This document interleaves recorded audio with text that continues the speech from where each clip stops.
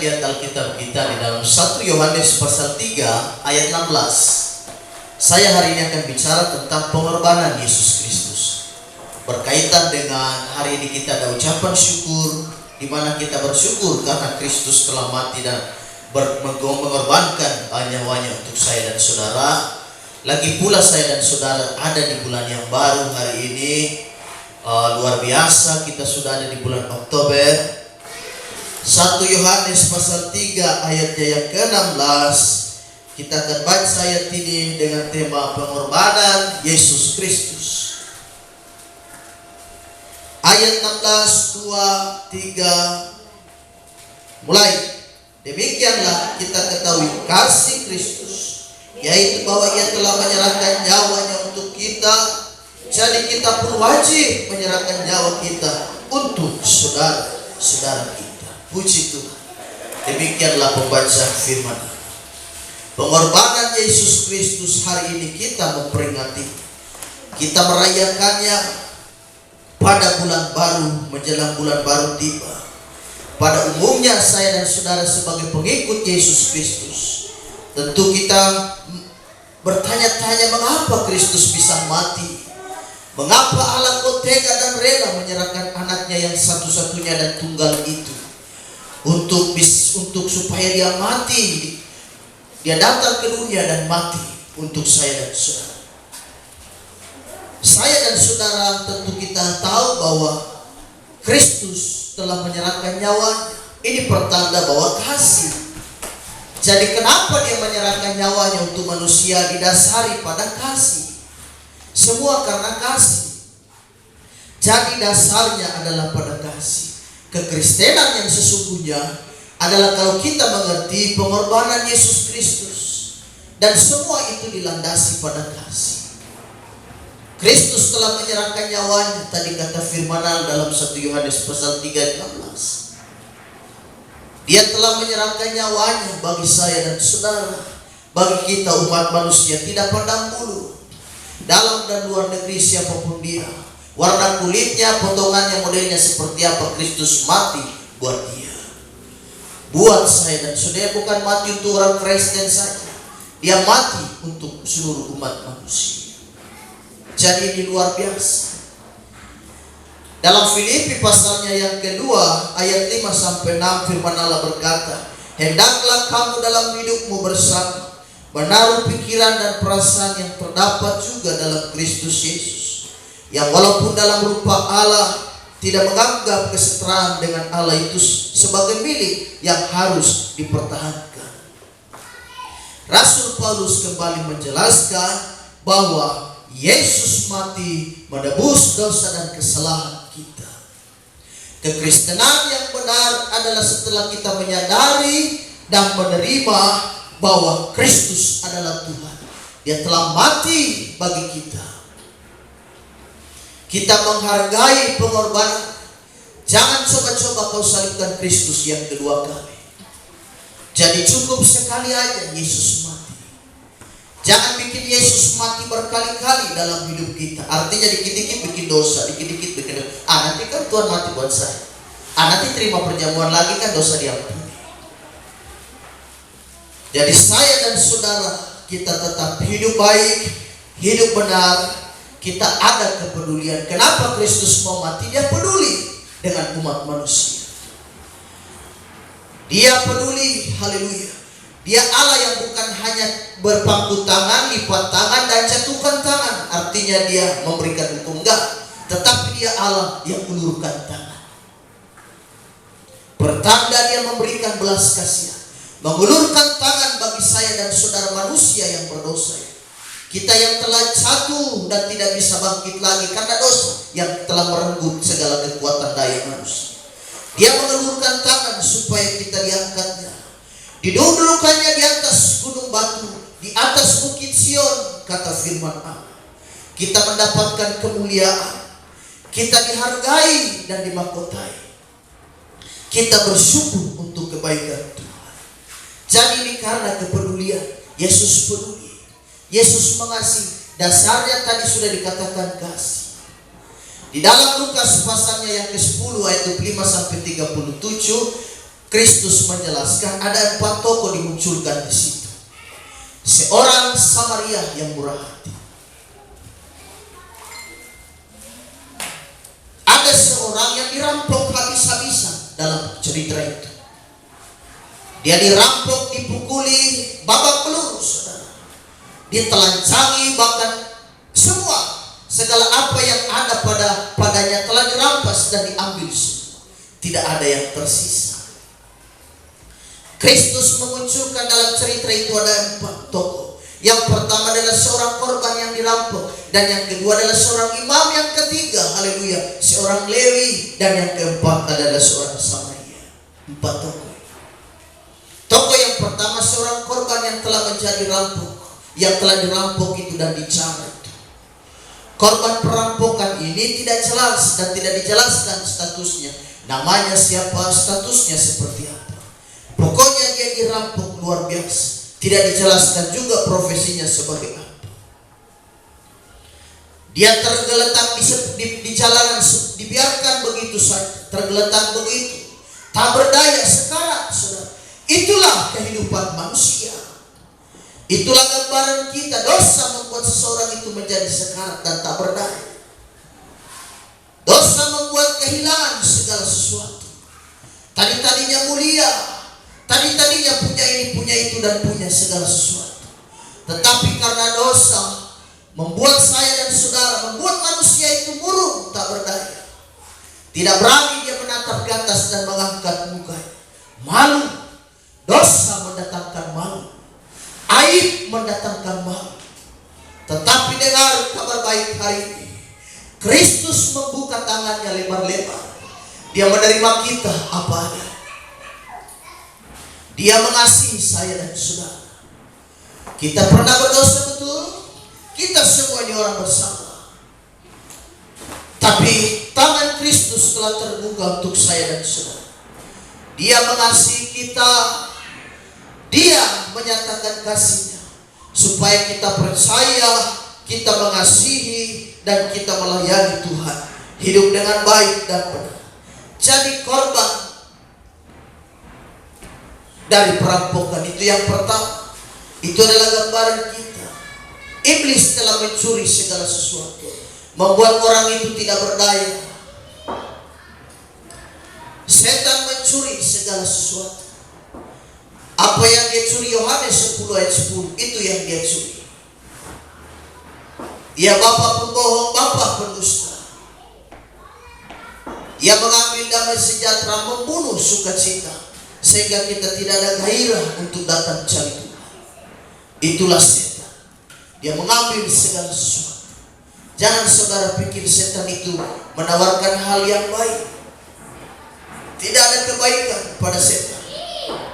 Tidak ada kebaikan pada iblis. Semua adalah kejahatan, dan itu sangat mematikan. Seperti yang saya katakan, setan awalnya dia tawar madu. Lihat orang-orang yang bikin dosa, kan merasa nikmat, saudara. Jadi setan pertama dia tawarkan madu, tapi saudara hati-hati.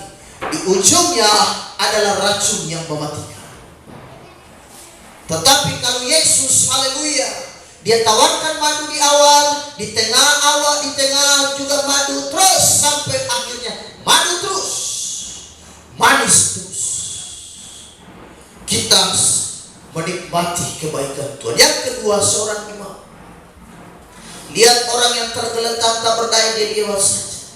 Seorang imam yang mengerti teori tentang agama, dan ada klasifikasi tertentu untuk seorang bisa jadi imam. Itu tidak sembarangan.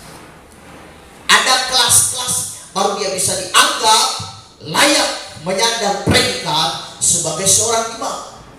Tapi saya hanya teori yang dia pegang. Dia hanya liwat, tidak ada kasih, tidak ada kepedulian. Jadi 4 tokoh ini yang Kristus munculkan dalam perumpamaan, dalam cerita yang pertama seorang yang dirampok habis-habisan. Itu gambaran kita. Dan yang kedua seorang imam yang tahu agama, mengerti firman Tuhan, tetapi itu hanya sebatas teori. Dia hafal Alkitab, Sampai dia pegang piala mendapat juara 1 cerdas cermat Alkitab. Pialanya ada di rumah, nomor 1, juara 1. Tapi saya prakteknya nggak ada. Dia tahu ayat-ayat Alkitab. Inilah seorang imam. Dia liwat saja, dia liwat saja, dia tidak tahu. Yang kedua adalah seorang Lewi. Seorang Lewi itu adalah pelayan Tuhan, orang yang dikhususkan dalam rumah Tuhan. Mereka melayani, terlibat pelayanan.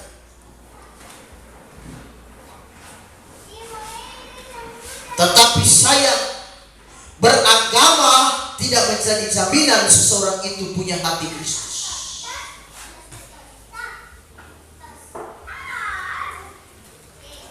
Dia juga lewat. Tetapi yang terakhir kita lihat adalah seorang Samaria. Wah, siapa dia? Dia bukan orang Lewi, dia bukan juga imam, orang yang biasa saja.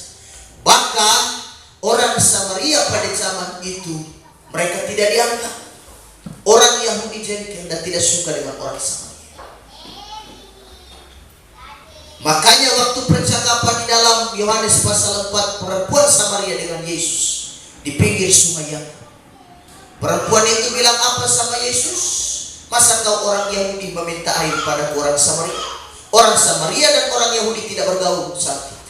Orang yang Samaria ini minoritas, Yahudi mayoritas. Mereka ini tidak dianggap. Karena mereka adalah hasil dari kawin campur. Yahudi yang tidak berdarah murni. Masa kau seorang Yahudi meminta air pada orang Samaria? Tidak bergaul. Orang Yahudi tidak bergaul dengan orang Samaria. Ini adalah gambaran Yesus yang tidak dianggap, dikucilkan, dihina. Tetapi kita lihat kasihnya luar biasa. Dia mengangkat orang yang telah dirampok itu, yang tak berdaya itu. Dibersihkannya lukanya, diminyaki. Wah, luar biasa. Dia bawa ke penginapan, dia titipkan ke penginapan, dia katakan kepada seorang yang punya tolong kau urus dia ya, ini uangnya. Nanti aku kembali, kalau ada yang kurang nanti aku akan selesaikan. Wah, luar biasa. Jadi kasih, kita melayani karena kasih.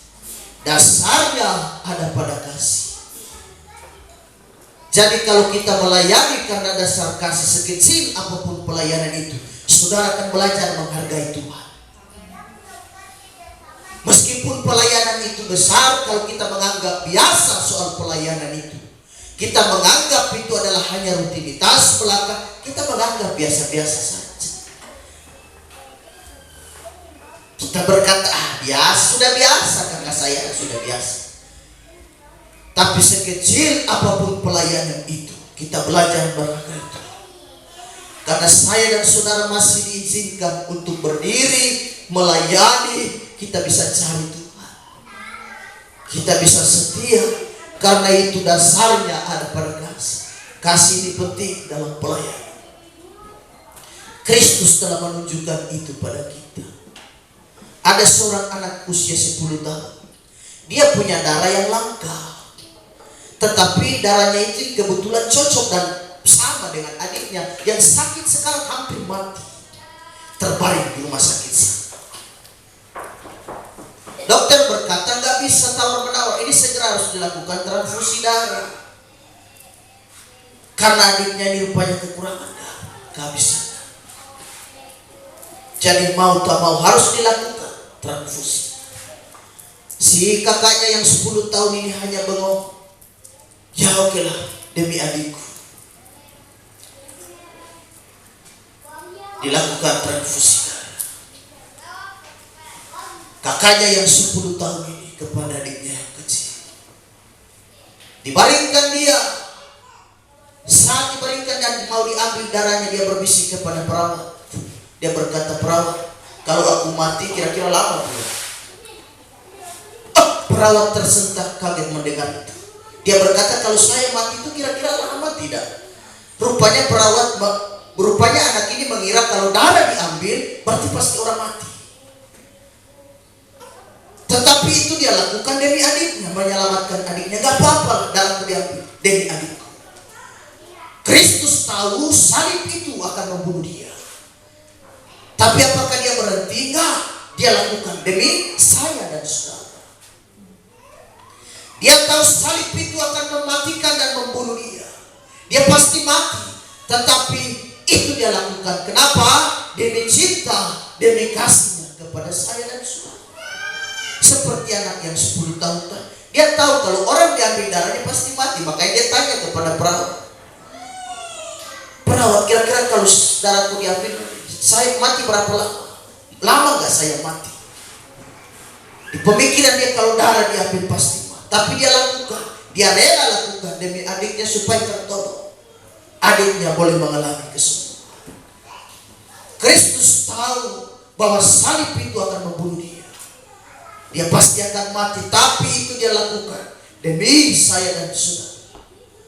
Jadi saudara dan saya tetap bersyukur.